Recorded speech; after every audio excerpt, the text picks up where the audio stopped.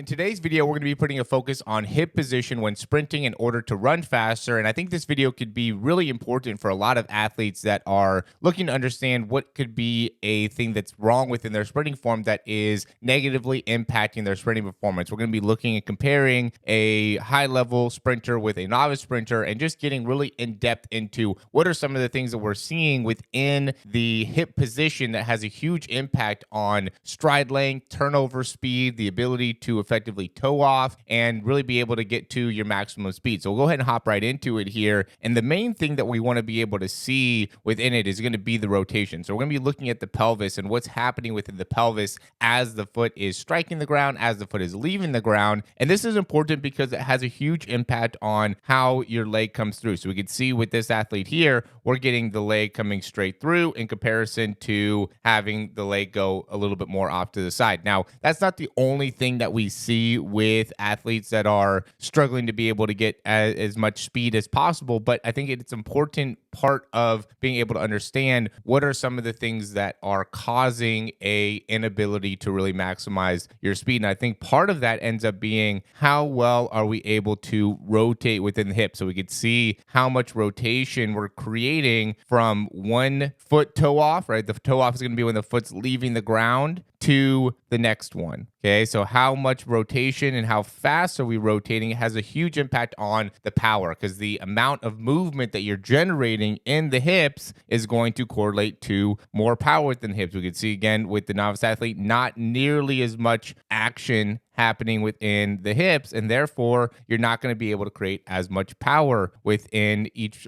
step. So really getting into how this is happening, I think, is important. And the first part that we're going to be able to look at is as the foot is striking the ground, we could see that there's a large amount of rotation that is happening prior to the foot strike that is allowing this other leg to come through. So first thing that we want to be talking about here is how can we improve the turnover speed? How can we really maximize our ability to effectively use our hips to be able to move our legs faster? If our legs can move faster, we're going to be able to run faster. And so what's happening here is as the leg is striking the ground, we're seeing a massive amount of rotation happening. So here we can see the left foot striking the ground, then there's external rotation happening here, internal rotation happening here, which means that that right knee is coming straight forward. Okay, and as that's happening, what the idea, what the concept's going to be is now we want to be able to stabilize that as quickly as possible to get those hips right back around. Okay, and in order to do that, what we have to be able to do is within the foot, we got to be on the front part of the foot, and we also need to be rotating or utilizing the outside part of the foot and pushing into the inside part of the foot. So it doesn't happen here is if you can't get the same type of rotation within the hip if the foot or the movement within the foot is happening if we're going outside, right? If we're going from the inside part of the foot to the outside part of the foot, we're not going to be able to create that same degree of rotation inwards to be able to get the type of push off and extension necessary to generate a lot of force. Now, as we're starting to create that push off, okay, and the main reason that I wanted to create this video was really to be able to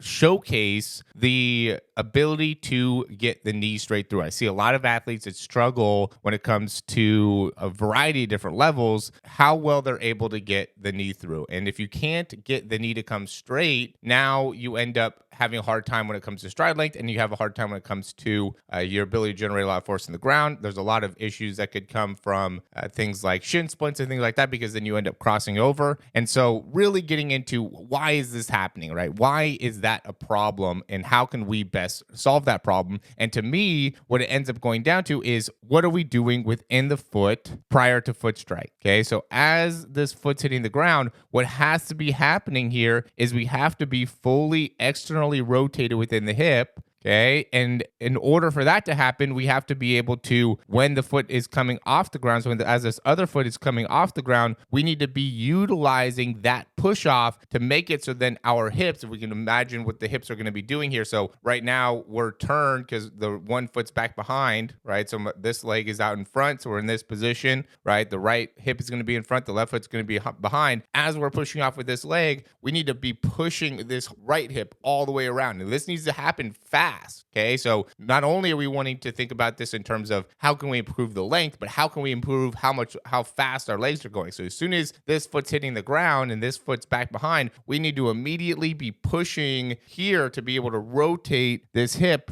all the way around. So now we're in a stable position before the foot hits the ground. So what ends up being the issue here is if we end up being late with when this foot's hitting the ground and being able to stabilize the hip, now this hip is going to go off to the side. So we can see here, he's in the same position as he's toeing off. See how little amount of rotation we're getting within the hip? We're not getting any movement here. Where we see with Lemietov here, as he's pushing off, he's getting immediate rotation within the hip. Look at how much his hip is moving right here, how much he's externally rotated within the hip to make it so now he's going to be stable for the foot strike. And now, because he's turning so much within the hip, that gives the opportunity for that left leg to be able to come straight forward and straight through. And then we want to just be able to do that at a stronger and more rapid pace as you continue to build speed, right? So again, you can see how much he's rotating here to now get that left foot and that left hip to be able to come all the way around. Really, the better you could do of being able to get rotation in the hip, now the more forward we're going to be able to get with that opposite leg. So you can see how much he's really rotated, how much he's really opened up within this right hip. And now he can also generate a large amount of what's called internal rotation, which means that when the hip is coming inwards here,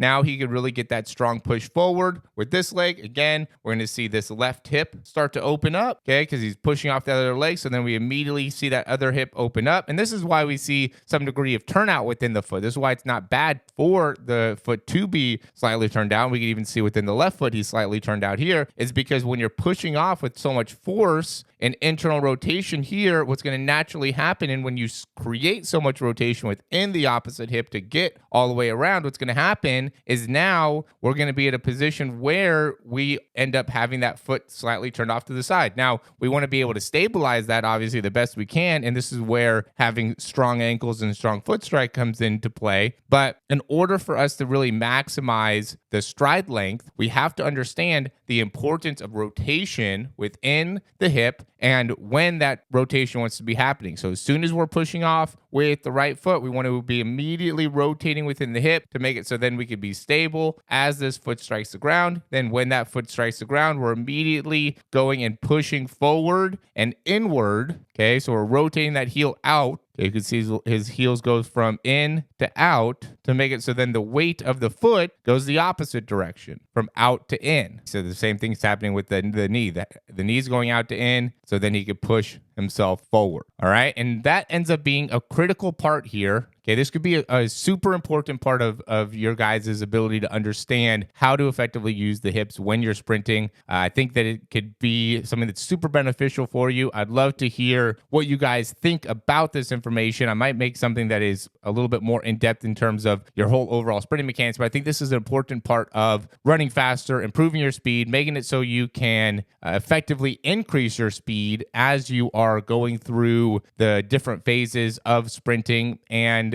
really be able to perfect your sprinting form. So I hope this makes sense to you. I'd love to answer any questions. If you guys have any of those, you can leave those down below. Thanks for watching. We'll also link a couple other videos that will also have other things to do with sprinting mechanics and sprinting form. If you guys are interested in learning a little bit more about that, you can go check those out. But most importantly, like, subscribe. Looking forward to hearing from you, and we'll talk to you soon.